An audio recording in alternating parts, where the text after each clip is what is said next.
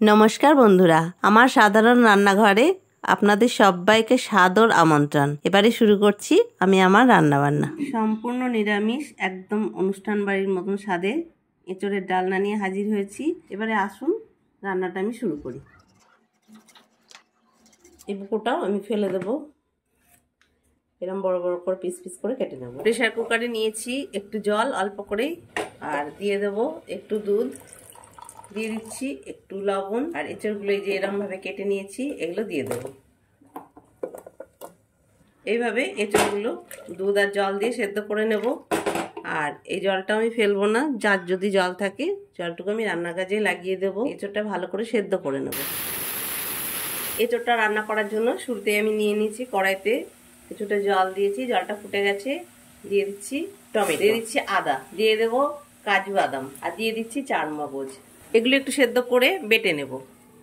এঁচড়টা আমি সাদা তেলেই রান্না করব।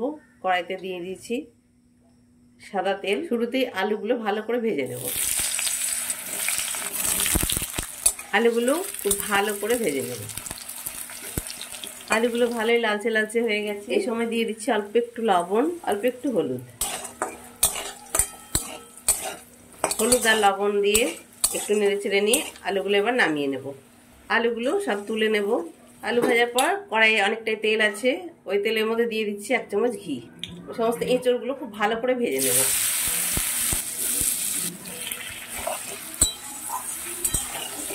এঁচড়গুলো খুব ভালো করে ভেজে নেব। এঁচড়টা ভাজা হওয়ার মধ্যেই আমি এই জিরে আর ধনেটা বেটে নেব। এঁচড়গুলো বেশ লালচে লালচে করে ভাজা হয়ে গেছে।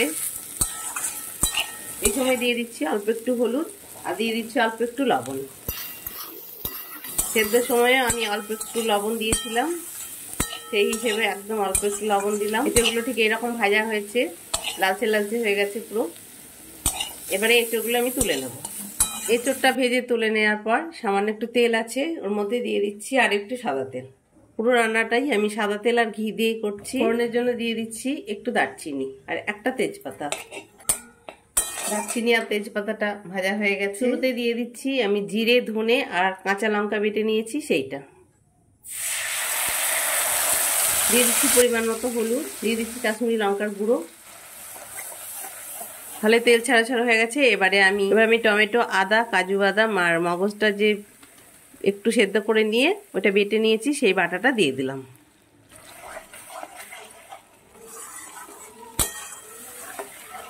এবারে মশলাটা একটু কষিয়ে নেব।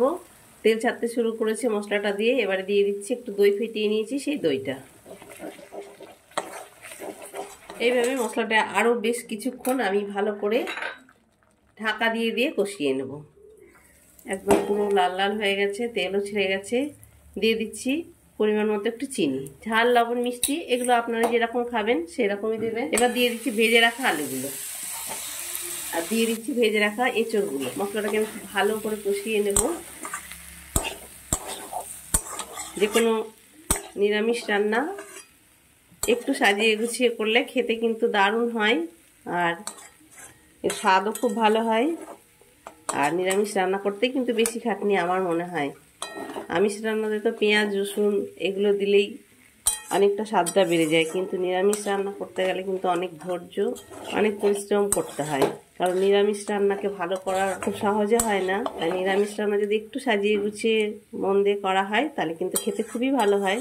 আমি এইভাবে আরও কিছুক্ষণ এঁচড় আর আলুটাকে কষিয়ে নেব। এঁচড় আর আলুটা খুব ভালো মতো কষানো হয়ে গেছে, পুরো একদম কড়াইতে লাগো লাগো হয়ে গেছে। মাংস রান্নার মতোই রংটা এসেছে, একদম এইরকম হয়েছে। এঁচড় সেদ্ধর যে জলটা আছে সেই জলটা দিয়ে দেবো। খুব বেশি জলটা দেব না, কারণ এটা একটু গামাখা করে রান্নাটা করব। এইরকম করে রান্না করলে কিন্তু একদম অনুষ্ঠান বাড়ির মতোই স্বাদ হবে। আর এটা দিয়ে তো সব কিছুই ভালো লাগবে। এটা পোলাওয়ের সঙ্গেও ভালো লাগবে, ফ্রাইড রাইসের সঙ্গেও খুব ভালো লাগবে। এবার এইভাবে আমি বেশ কিছুক্ষণ এটাকে ঢাকা দিয়ে ফুটিয়ে নেব। এঁচড় রান্না আমার একদম রেডি। সবশেষে আমি দিয়ে দিচ্ছি একটু গরম মশলার গুঁড়ো। এই গরম মশলাটার ভিডিও আমার আগে দেওয়া আছে। আর দিয়ে দিচ্ছি ঘি, 2 চামচ ঘি দিয়ে দিলাম। আমার রান্না যদি ভালো লাগে তাহলে আমার চ্যানেলটি বন্ধুদের মধ্যে শেয়ার করবেন এবং সাবস্ক্রাইব করে আমার পাশে থাকবেন। এই আশা নিয়েই আজকের রান্নাটা আমি শেষ করছি। ভালো থাকুন, সুস্থ থাকুন, ধন্যবাদ।